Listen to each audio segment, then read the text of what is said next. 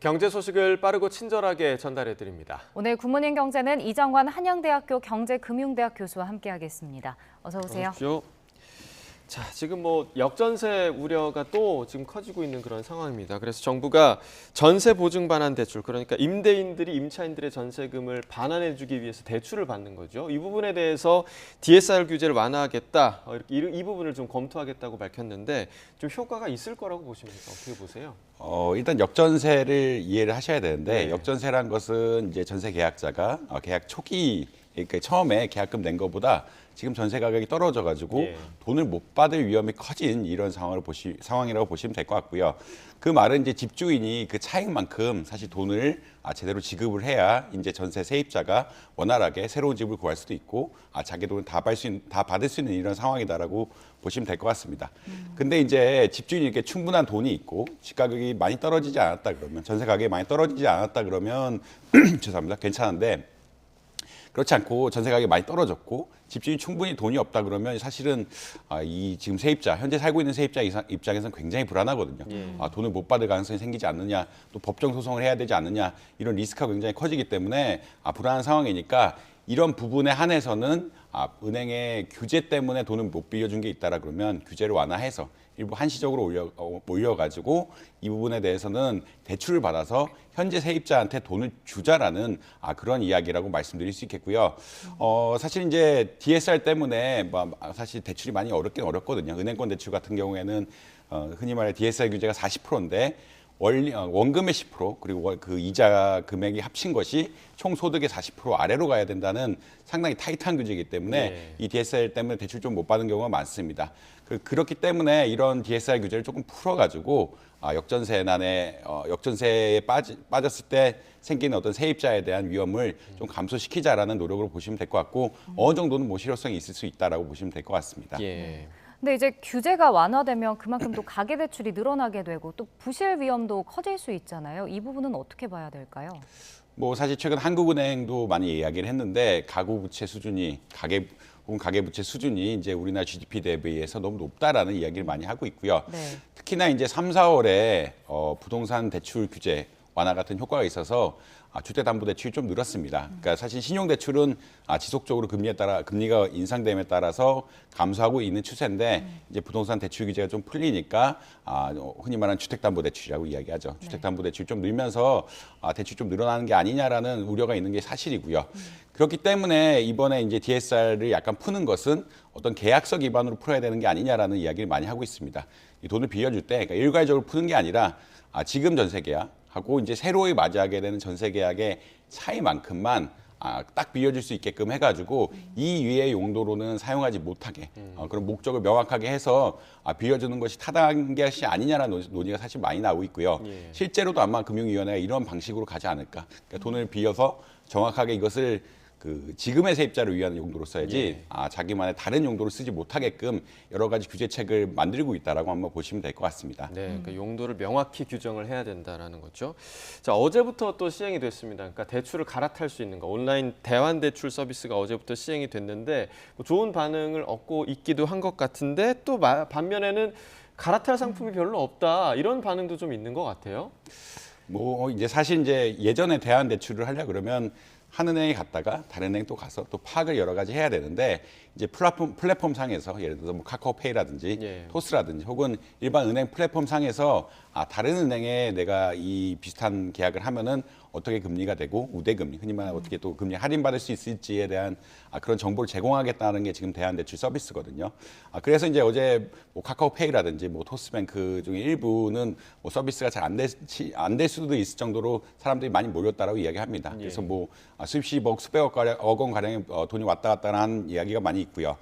근데 이제 이거를 하는 거는 결국은 소비자들이 같은 부채를 조금 금리를 싸게 할 수 있는 창구를 열어줘야 되는 것이 아니냐라는 큰 틀에서 결국은 나는 B은행 가면 훨씬 싸게 받을 수 있는데 A은행에서 비싸게 받고 있으니까 이것을 쉽게 옮겨주자라는 취지로 그런 메시지를 드리고 있고요. 특히 이것에 해서 사실 은행들도 인센티브를 많이 준다라고 이야기하고 있습니다. 우리은행 이런 데서 결국은 이런 대안대출해서 대출을 갈아타기를 하면은 조금 더 깎아주겠다. 금리 깎아주겠다는 이야기를 하고 있어서 고객 어떤 모집의 수단으로도 뭐 사용되고 있다라고 보시면 될 것 같은데, 예.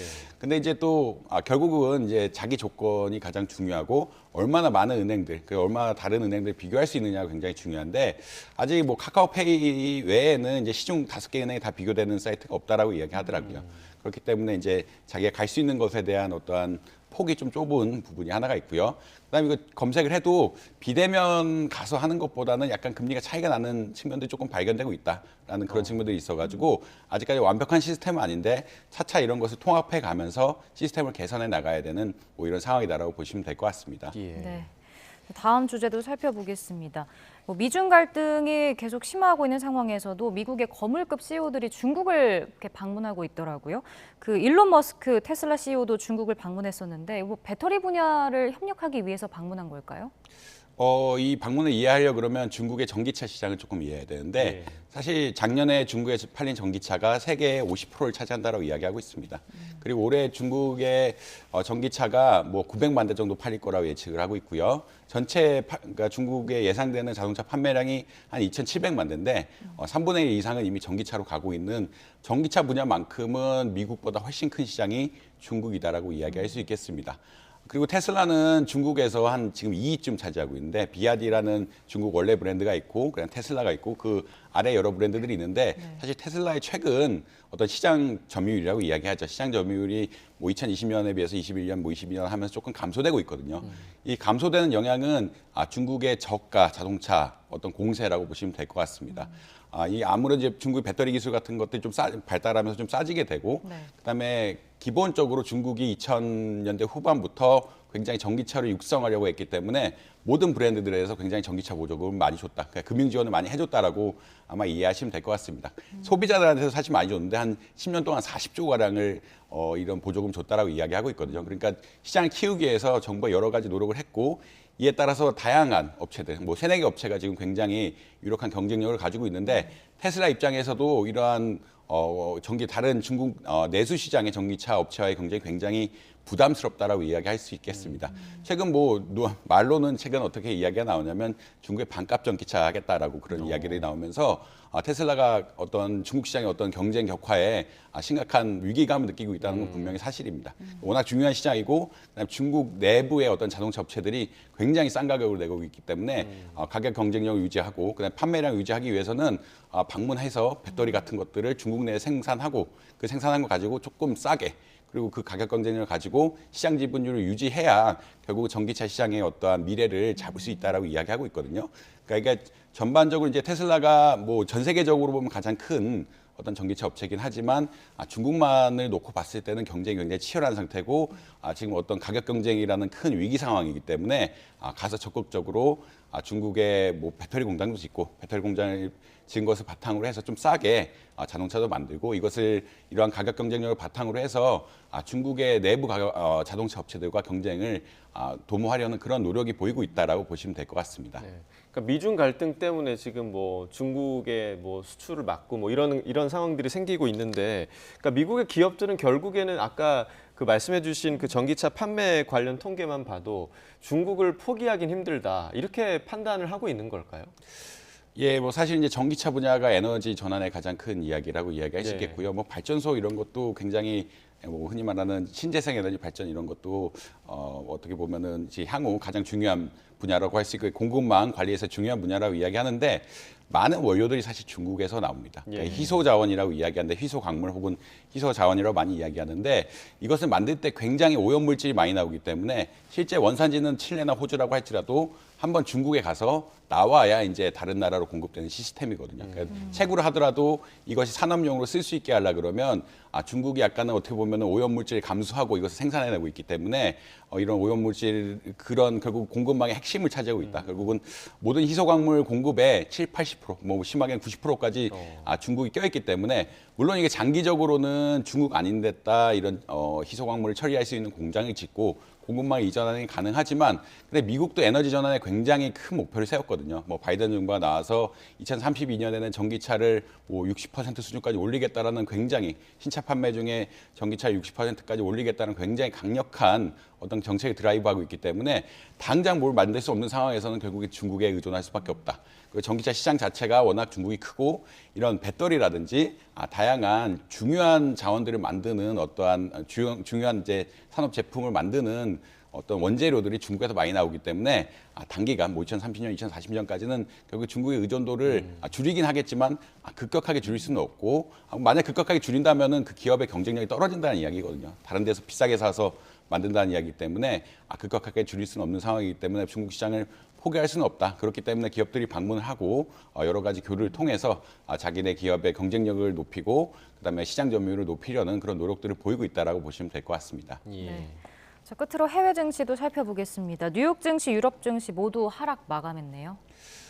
이제 뉴욕 증시는 뭐 약보합세로 마감했는데 뭐 두 가지 요인이 있다라고 보통 이야기합니다. 지금 아무래도 이제 뭐 그 바이든하고 메카시 미 하원 의장이 협의를 했고 그다음에 운영위원회 자체, 하원의 운영위원회 자체는 통과를 해서 이게 미국이 부도가 안 날 거다라고 생각을 하고 있긴 하지만 하원 투표가 남아 있거든요. 하원 투표가 남아 있고 지금 미국 공화당에서 흔히 말하는 강경 의원들이 메카시 하원 의장을 사임시켜야 된다라는 이런 논의가 나올 정도로 좀 분위기가 그렇게 좋지는 않은 상황이기 때문에 이런 것들에 대한 리스크가 반영됐다라는 부분이 하나가 있겠고요.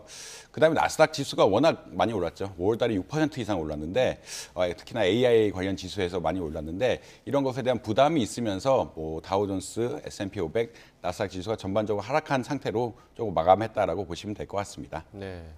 합의안에 일부 이제 반대하는 인사들도 좀 있다고 들었는데 상하원 투표 결과를 좀 주목해 봐야 할 것 같습니다. 네, 고문인 경제 오늘 이정환 교수와 경제 이야기 나눠봤습니다. 고맙습니다. 고맙습니다.